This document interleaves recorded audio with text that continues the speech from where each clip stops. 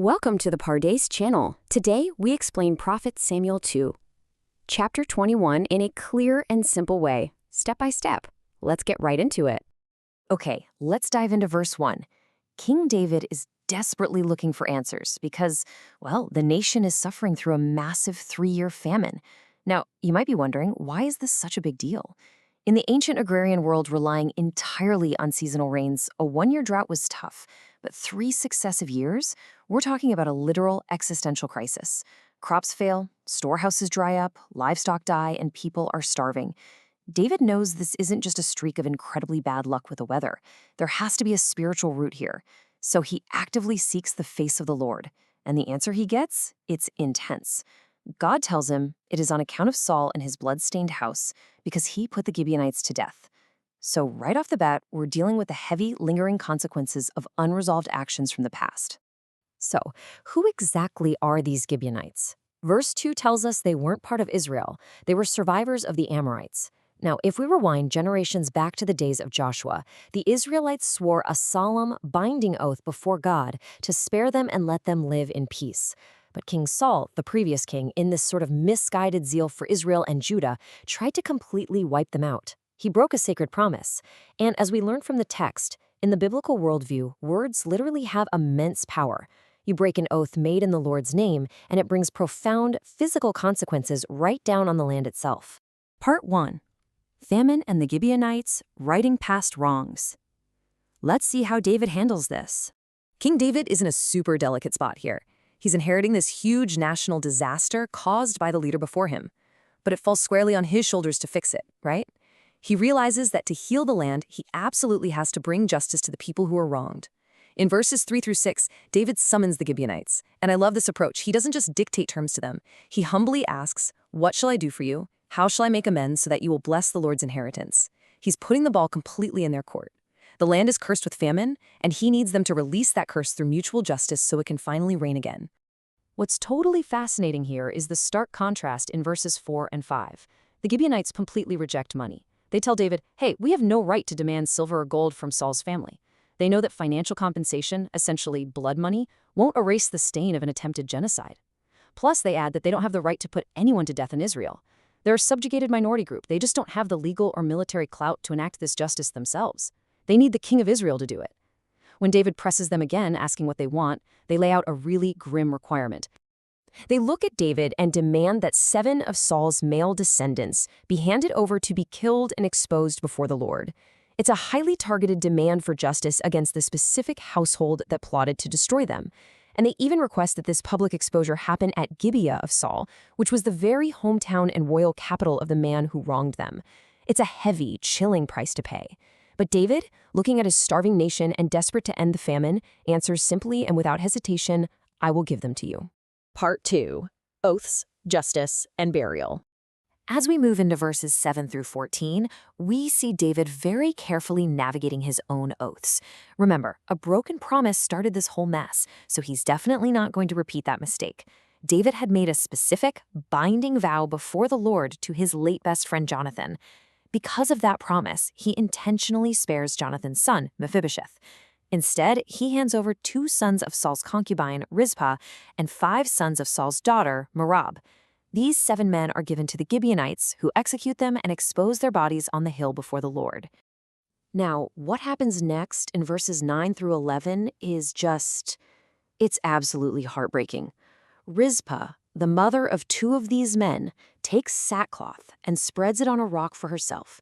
And she stays out there from the beginning of the barley harvest all the way until the autumn rains finally fall from the sky.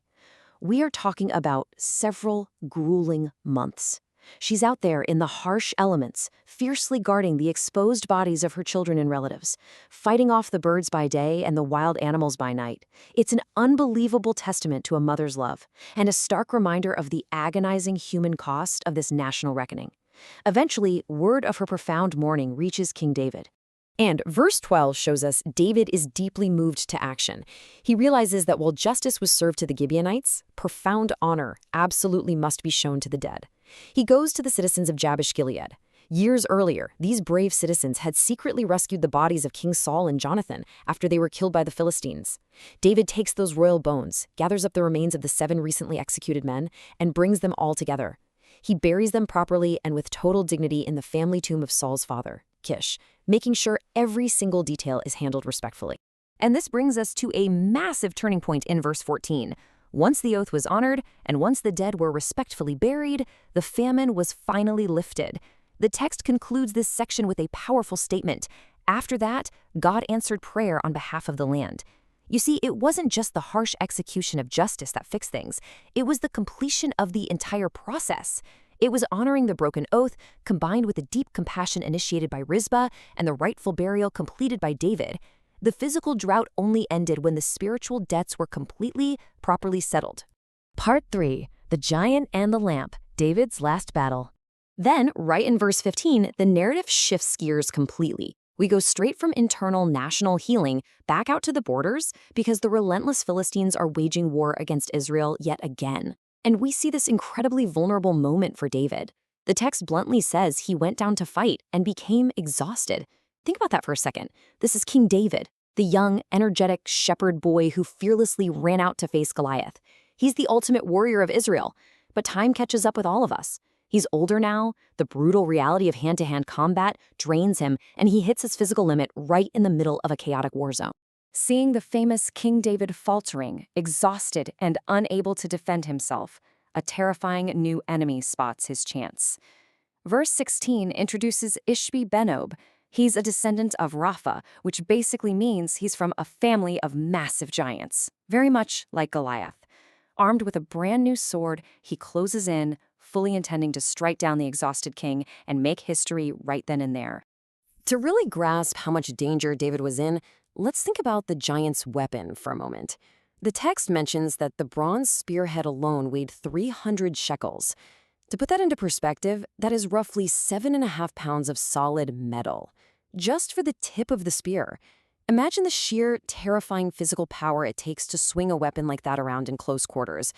David's strength is completely gone, and this fresh, fully armored giant is towering over him. It's an incredibly tense, life-or-death moment. But here's the amazing thing. David is not alone. Verse 17 shows Abishai, one of David's fiercely loyal military commanders, rushing to the rescue. He sees his king in imminent peril and doesn't even blink. He charges into the fray, intercepts Ishbi-Benob, and strikes the giant down. It's actually kind of poetic irony if you think about it. The man who once saved the entire nation by killing a giant now has to be saved from a giant by one of his own men. Deeply shaken by how close they came to losing their king, David's men make a solemn vow. They swear to him, "Never again will you go out with us to battle, so that the lamp of Israel will not be extinguished." They recognize a hard truth. David's season as a frontline soldier is officially over. And this sets the stage for the rest of the chapter. Because David steps back, his mighty men step up. In the following verses, the text details 3 more brutal battles against Philistine giants. Sibbecai takes out Soph. Elhanan defeats Goliath's brother. And Jonathan strikes down a massive giant with 6 fingers on each hand and 6 toes on each foot. In total, 4 giants fall because David's men are ready to carry the torch. When David's men call him the Lamp of Israel, it is a truly beautiful metaphor. It means David's life provides the vision, the stability, and the divine connection that guides the entire kingdom. His survival is simply way too important to the nation to risk in a sword fight anymore. If he dies, the light of the whole nation goes out. By humbly accepting this transition and letting his mighty men handle the remaining giants, David ensures that the lamp of Israel keeps burning bright for the future. Part 4. Practical life lessons. Let's talk about what this means for us. Having walked through this step by step, there are some huge takeaways here to improve ourselves. First up, promises matter. Seriously. An entire nation faced a 3-year starvation strictly because an oath was broken generations prior. We've got to be people of our word. Second, true leadership means taking accountability, even for messes you didn't create. David didn't break the oath, but as the leader, he owned the responsibility to fix it. And third, accept help when your strength fails. David had to realize his giant-slaying days were behind him. Stepping back and letting others support you, that is a sign of incredible wisdom, not weakness. Part 5. Chapter Recap. Let's quickly lock in our understanding.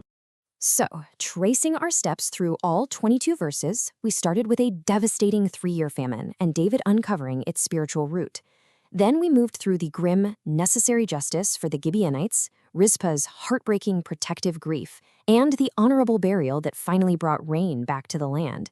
And we concluded on the battlefield, where an aging King David is rescued, retires from combat, and watches his fiercely loyal men rise up to defeat the remaining giants of the land.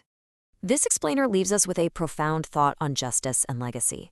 It shows us that true leadership requires both the courage to make incredibly painful corrections and the wisdom to step back when your season changes.